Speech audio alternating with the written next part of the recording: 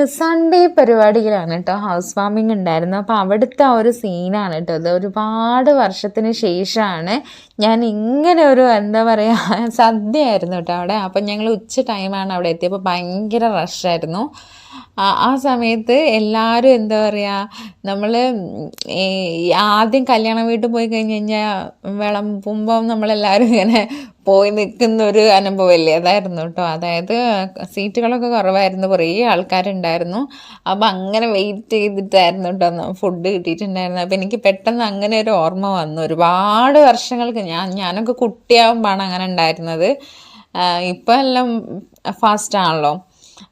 അപ്പോൾ ആ ഒരു മെമ്മറി വന്നു. അതുപോലെ തന്നെ നമ്മൾ അമ്പലത്തിൽ പിന്നെ പെട്ടെന്ന് പോകും.